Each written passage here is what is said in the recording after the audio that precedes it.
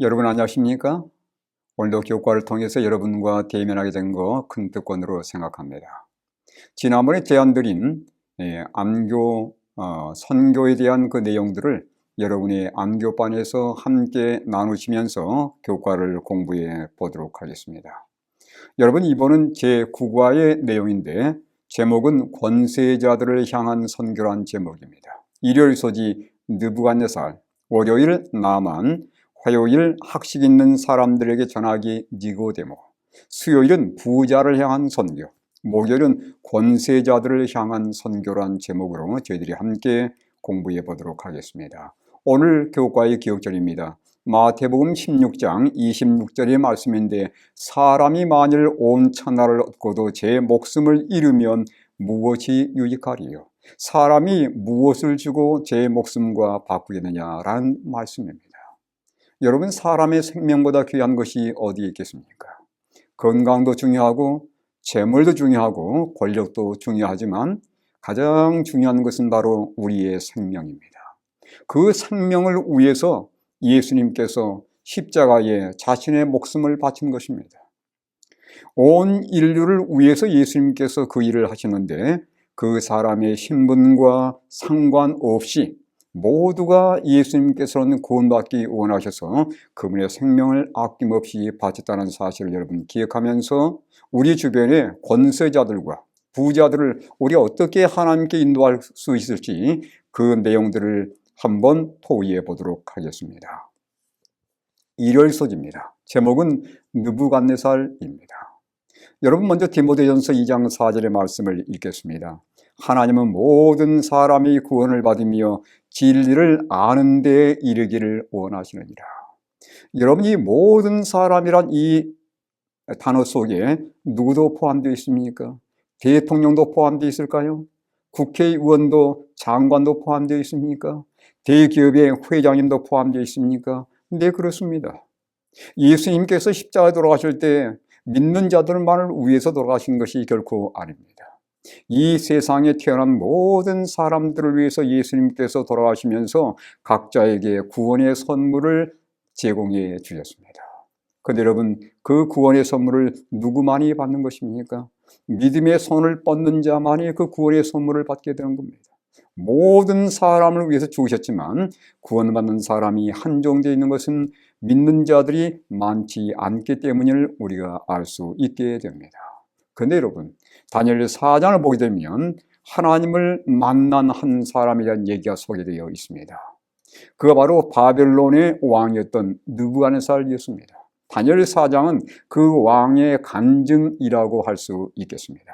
4장 2절과 3절의 말씀 보시면, 지극히 높으신 하나님이 내게 행하신 이적과 놀라운 일을 내가 알게 하기를 즐겨하노라. 3절입니다. 참으로 크도다 그의 이적이요, 참으로 능하도다 그의 놀라운 일이요, 그의 나라는 영원한 나라여 그의 통치는 대대에 이르리로다.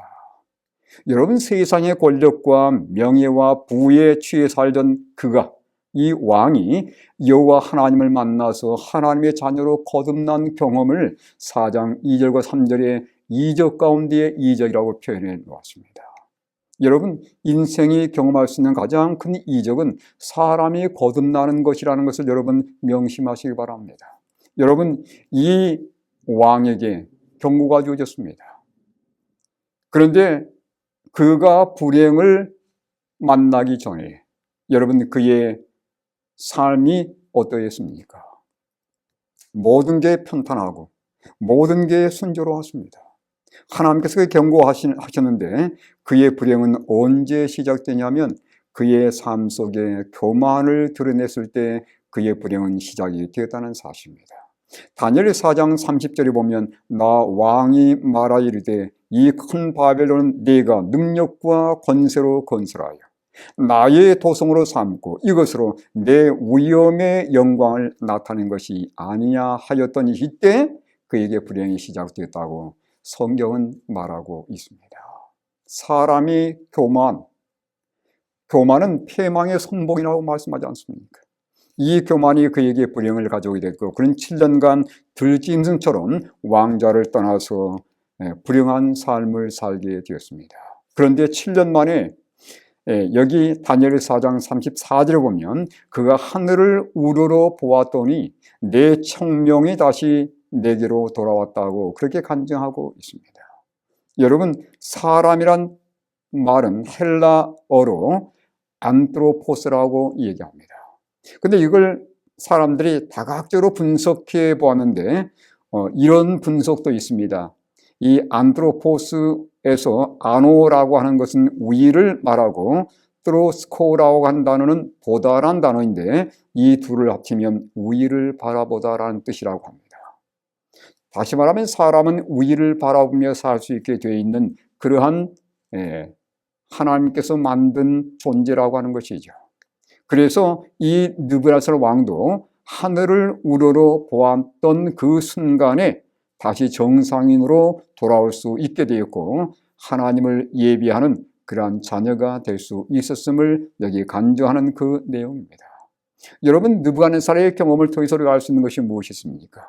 왕 같은 권세자도 하나님의 자녀가 능히 될 수 있다는 사실입니다. 여러분, 느부갓네살이 하나님을 알게 된 배후에는 누가 있었습니까? 다니엘의 성실한 기도가 있었습니다. 그의 끊임없는 중보의 기도가 이 왕으로 하여금 하나님을 만날 수 있는 계기를 마련하게 되었을 것이고, 둘째는 이 왕이 자주 꿈을 꾸게 되었습니다.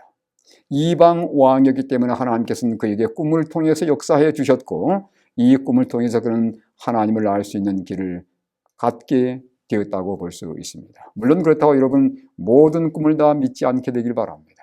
하나님께서 하나님을 전혀 알지 못하는 사람들에게 때로는 꿈을 통해서 알려주긴 하시지만 때로 우리의 모든 꿈이 다 결코 하나님께서 온 것이라고 볼 수는 없기 때문에 꿈을 마치 하나님께서 주신 것으로 다 해석하는 것은 위험할 수 있다는 것을 여러분 기억하시면서 이 왕 같은 권세자도 하나님께서는 구원받기 원한다는 사실을 여러분 기억하시게 되길 바랍니다. 두 번째입니다. 월요일 소지입니다. 나만 장군에 대한 얘기입니다. 여러분, 아람 군대 장관 나만에 대한 얘기는 우리가 많이 들어서 잘 알고 있는 내용입니다. 근데 여러분, 나만에게 문제가 있었습니다. 그는 나병 환자였습니다. 그런데 그가 얼마 전에 이스라엘을 침공했을 때 한 소녀를 포로로 끌고 오게 됐는데 그 소녀는 정말 성실한 하나님을 믿는 그러한 소녀였습니다. 이 소녀는 자기 주인이 뭐가 잘못됐는지를 알았고 이 나만 장군에게 누구를 소개하냐면 선지자 엘리야를 소개하게 됩니다. 이 소녀의 신실함을 알았기 때문에 이 나만 장군은 이 소녀의 말을 듣고 이스라엘을 찾게 되었습니다. 이 엘리사가 이 나만 장군이 내린 처방은 무엇이었습니까? 왕하 5장 10절로 11절에 보면 요단 강물에 7번 씻으라고 하는 것이 그에게 내려진 지시였습니다. 왜 7번이었을까요? 완전한 순종을 의미하는 것입니다. 여러분, 치료는 언제 이루어지냐면 우리가 온전한 믿음을 가지고 하나님 말씀에 온전한 순종을 이루게 될 때에 우리의 삶 속에 놀라운 기적이 일어난다는 사실입니다. 첫 번째, 나만은 요단강 물에 씻으라는 그 얘기를 들었을 때 분노했습니다. 왜냐하면 자기 나라에는 더 맑고 깨끗한 강들이 있었거든요. 그런데 부하들이 뭐라고 만류하냐면 장군이시여, 믿져봤자 본전 아닙니까? 한번 해보세요. 부하 장수들의 이 권유에 의해서 결국 나만은 물속에 들어가게 되었습니다. 6번까지는 아무런 이적이 일어나질 않았습니다. 7번째 그가 물에서 나왔을 때 하나님께서 그에게 이적을 베풀어 주셨고 그의 살은 예전처럼 부드러운 살로 변화가 될 수 있었습니다. 여러분, 치료를 받은 다음에 나만은 이스라엘의 하나님이 정말 전능하신 하나님, 자기가 믿고 있었던 신보다 훨씬 더 능력 있는 하나님이심을 그는 고백하게 되면서 이 하나님의 종에게 두 가지를 요구하게 됩니다. 첫 번째는 노새의 2바리의 실을 흙을 내게 달라는 요구였습니다. 그러면서 여호와께만 제사를 드리겠다는 것이었어요. 왜 흙을 요구했을까요? 나만은 여호와 하나님의 능력을 인정하면서 하나님께 예배하기로 결심했지만 여호와 하나님을 이스라엘 백성들의 하나님 정도로만 생각한 것입니다. 그래서 이스라엘 백성들의 땅을 밟고 그 위에서 예배드려야 하나님께서 그에게 역사할 거라고 그가 믿었기 때문에 흙을 요구하는 것입니다. 두 번째는요, 그가 무엇을 요구했냐면 그가 림몬 신전에 들어갈 수밖에 없는 상황이지만, 왜냐하면 그의 주인인 왕이 림몬 신을 섬기기 때문에 그가 함께 수행해서 그 신전에 들어갈 것이지만, 그가 혹시라도 형식적으로 고개를 조아린다 할지라도 그의 마음은 그것이 아니기 때문에 오해하지 말아달라는 당부였습니다. 여러분, 이 나만 장군 뒤에 누가 있었습니까? 여러분, 한 어린 소녀가 있었습니다.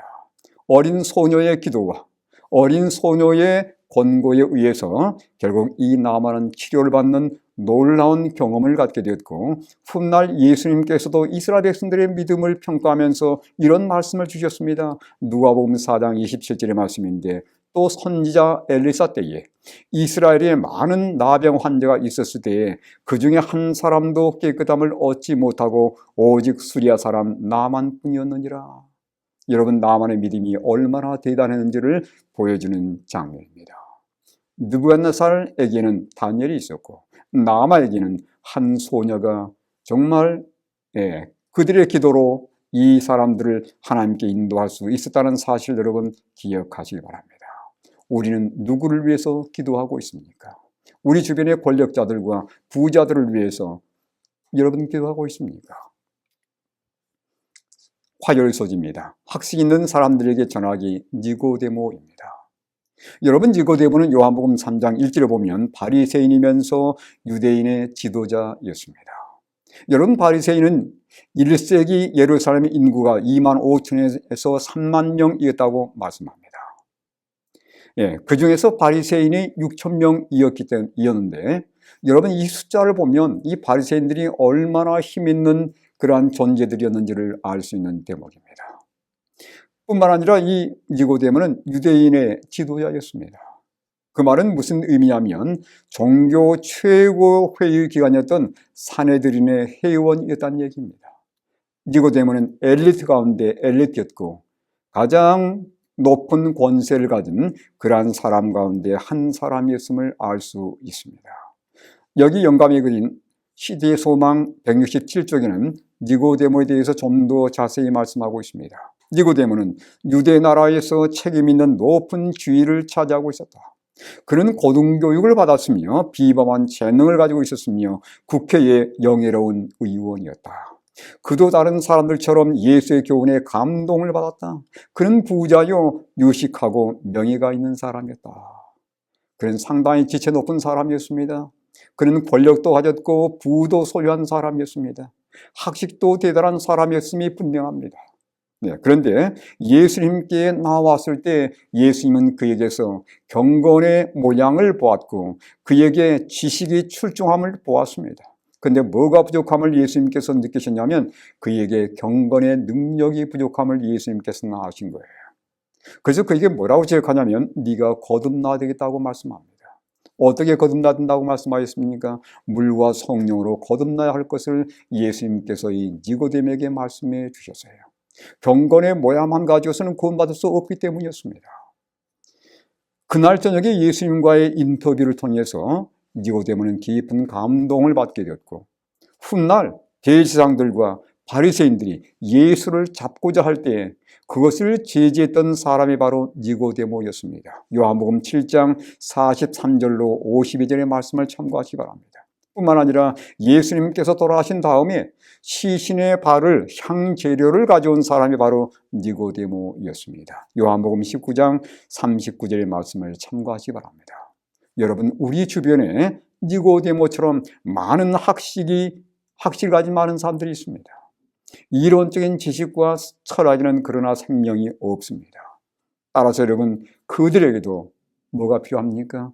예수님이 필요하다는 사실 여러분 결코 잊지 마시고 우리 주변에 학식 있는 사람들에게도 생명의 복음을 전하기 위해서 그들을 위해서 기도하시고 때를 얻든지 못 얻든지 그들에게 말씀을 나누시는 우리 모든 믿음의 성도들이 될 수 있게 되기를 간절히 바랍니다.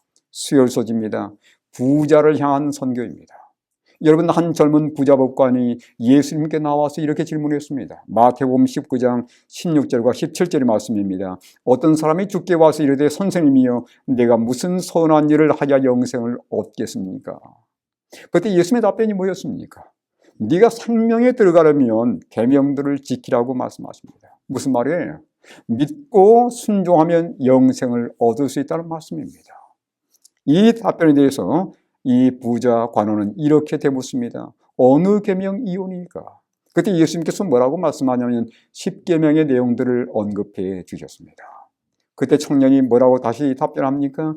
마태복음 19장 20절입니다. 그 청년이 이르되 이 모든 것을 내가 지켰사온즉 아직도 무엇이 부족하니까? 그런 자신이 하나님의 계명을 지키는데 완벽한 사람처럼 보였습니다. 그런데 문제는 뭐냐면 그가 문자적인 의미는 다 지켰지만 그 안에 알맹이는 빼놓고 있었어요.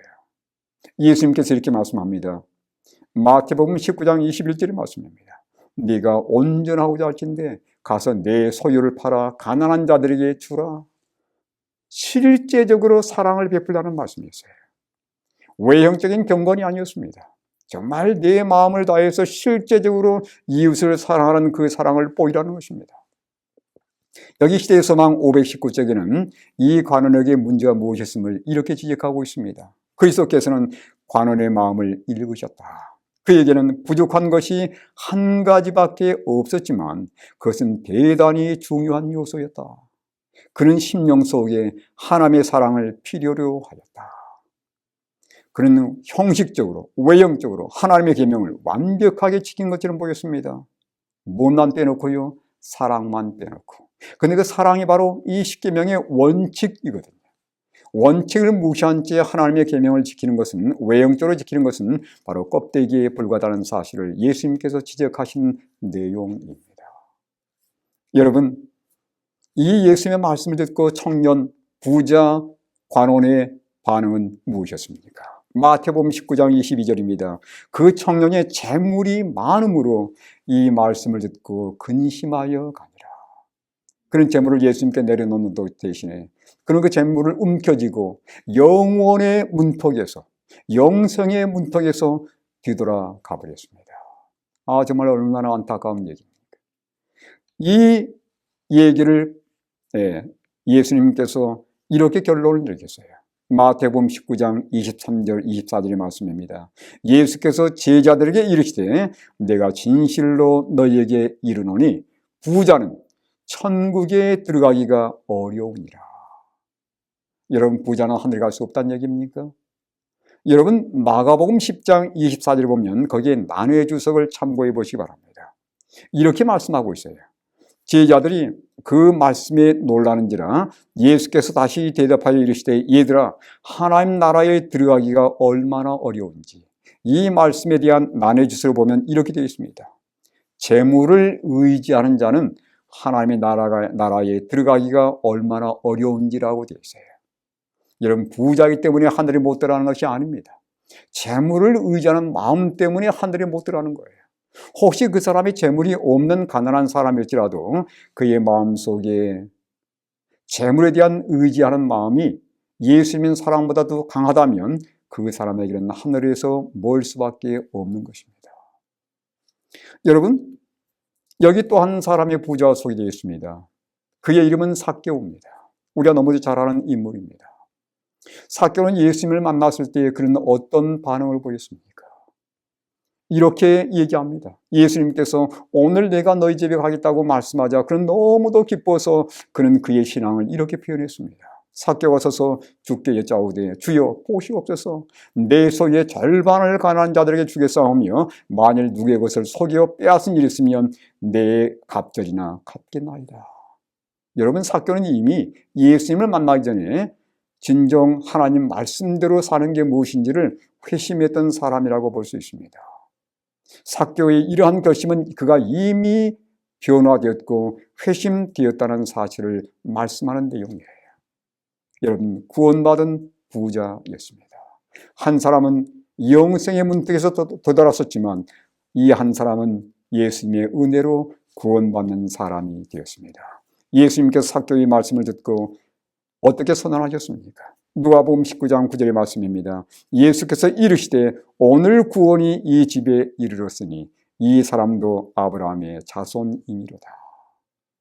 여러분, 예수님은 부자도 구원받기 원한다는 사실을 결코 잊지 않길 바라고, 우리 주변의 사람들에게 성실하게 그들을 위해서 사랑을 나누시고 그들을 예수님께 소개하는 일에 여러분 열심을 낼 수 있기를 간절히 바랍니다. 목요일 소지입니다. 권세자를 향한 선교입니다. 여러분, 여기 목요일 소지는 누가 언급되어 있냐면 아리마대 요셉이 소개되어 있습니다. 예수님의 시신을 돌무덤에 안장한 사람이었습니다. 그에 대해서 성경은 이렇게 소개합니다. 마태복음 27장 57절에는 아리마대의 부자 요셉이라고 소개하고 있고, 마가복음 15장 43절에는 이 사람은 존경받는 공회원이라고 소개하고 있습니다. 그는 부자이면서 공회원이었습니다. 다시 말하면 사내들인 회원의 멤버였다는 사실입니다. 그도 역시 엘리트였습니다. 여러분, 그에 대해서는 성경이 많이 언급하고 있지 않습니다. 그런데 이 사람은 이사야의 예언을 성취한 일에 쓰임받은 사람이 된 것입니다. 여러분, 이사야 53장 9절에 보면 예수님께서 돌아가신 다음에 부자의 무덤에 안장될 것에 대해서 이렇게 언급하고 있어요. 그는 강포를 행하지 아니하였고 그에 비해 거짓이 없었으나 그의 무덤이 악인들과 함께 있었으며 그가 죽은 후에 부자와 함께 있었도다. 여러분, 그는 하나님의 예언을 성취하는 일에 쓰임받은 사람이 되었습니다. 여러분, 지금도 하나님은 권세자들과 부자들을 부르고 있다는 사실 여러분 결코 잊지 마시기 바랍니다. 그들도 구원받아야 할 하나님의 양들임을 여러분 기억하셔야 되기를 간절히 바랍니다. 우리는 그들을 어떻게 대하고 있는지를 여러분 생각해 보시지 않겠습니까? 나는 그들을 대할 때 어떤 선입견과 어떤 편견을 가지고 대하는지 그것들 여러분 다 내려놓고 그들도 구원받아야 할 하늘의 후보자라는 사실을 기억하면서 접근할 수 있게 되길 바랍니다. 여러분, 저는 오늘의 결론을 그리스도인 선교봉사 47쪽과 48쪽에 나와 있는 산딸기 따는 꿈으로 좀 맞춰보고자 합니다. 여러분, 여기 보시면 화이 부인께서 여러 사람과 함께 산딸기를 따는 그런 꿈의 내용이 소개가 되어 있습니다. 제가 선교봉사 48쪽에 있는 말씀 하나 읽어드리겠습니다. 여러분들이 성공하느냐 못하느냐 하는 것은 여러분들이 일하는 방법에 달린 것입니다. 여기는 산딸기가 있는 곳이며 제가 이미 본 이상 딸기가 없다고 할 수는 없습니다. 여러분들 중에 어떤 이들은 낮은 딸기에서만 찾다가 아무것도 얻지 못하고 또 어떤 이들은 아주 조금만 얻었을 뿐입니다. 그런데 여러분들은 높은 딸기 나무에는 아주 딸기가 없으리라고 생각하고 그저 지나쳐 버렸습니다. 여러분들이 보시다시피 제가 땀 내리면 아주 크고 잘 익었습니다.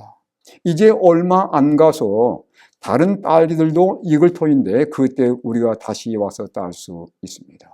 여러분, 산딸기를 따는 꿈인데 같이 갔던 사람들은 많이 따지 못했어요. 왜냐하면 눈을 아래로만 향하고 아래에서 따기를 원했는데 그다지 많이 익지 않았다는 겁니다. 그런데 이 화이부인은 위를 바라보면서 위에는 많은 딸기를 딸 수 있었다고 얘기하고 있습니다. 여러분, 여기서 우리가 배울 교훈이 있어요. 높은 나무에 익은 산딸기가 많이 있더라는 사실입니다.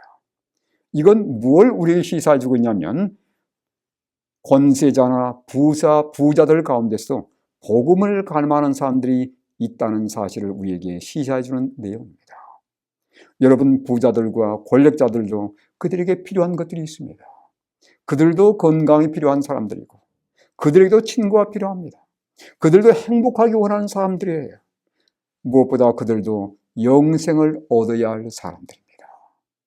여러분, 많은 권세자들과 부자들의 마음이 열려있다는 사실을 기억하면서 여러분, 우리가 그들을 위해서 중보해 기도해 보지 않으시겠습니까? 저는 문서 전도하는 분들이 정말 그들을 만날 수 있는 많은 기회가 있을 거라고 생각합니다. 우리가 전달하는 그 책자들이 그들의 소재에 놓여지게 되고 그들이 기회를 타서 그 말씀을 읽게 되면 그 말씀을 통해서 그들이 예수님을 만나게 될 것입니다. 저는 문서 전도자들을 위해서 기도하기 원합니다. 여러분, 용기를 내어서 일을 계속 할 수 있기를 바랍니다. 뿐만 아니라 우리 교회에서 실시하는 뉴스타트 프로그램은 우리 주변 많은 사람들에게 건강을 소개하는 정말 좋은 프로그램입니다. 이것들을 통해서 우리가 권세자들이나 부자들을 만날 수 있지 않겠습니까? 여러분, 우리 교회가 어떻게 하면 주변에 이런 사람들에게 하나님의 생명을 복음을 전할 수 있을지 여러분 기도하면서 좋은 아이디어를 함께 나눌 수 있게 되길 바라고, 그들도 구원받아야 할 사람들임을 기억하면서 우리가 그들을 위해서 기도하며 그들에게 좋은 접근법을 여러분 찾아보시길 간절히 바랍니다. 예, 선교활동 제안입니다. 이번 함께해요와 시작해요. 한 주 동안 여러분께서 꼭 시행해 보시기 바랍니다. 함께해요, 신자는 아니지만 때때로 접촉할 수 있는 권세 있는 사람을 매일의 기도 목록에 추가하고 그를 위해 기도하십시오. 여러분, 느부갓네살 왕은 다니엘의 중보기도를 통해서, 나만은 그 이스라엘의 이름 모를 한 소녀의 그 중보기도에 의해서 하나님을 만난 사람들이 되었습니다. 여러분, 그들을 위해서 기도해 보지 않겠습니까? 시작해요. 한 번도 만난 적이 없더라도 권세를 가진 사람에게 편지나 이메일을 보내고 그 사람을 위해 기도하고 있다고 말하십시오. 제가 방금 전에 말씀드렸지만 특별히 저는 우리 문서 전도하시는 분들이 많은 그 권세자들을 만날 수 있고 부자들을 만날 수 있는 기회를 갖고 있는 분들입니다. 저는 그분들을 위해서 응원하기 원합니다.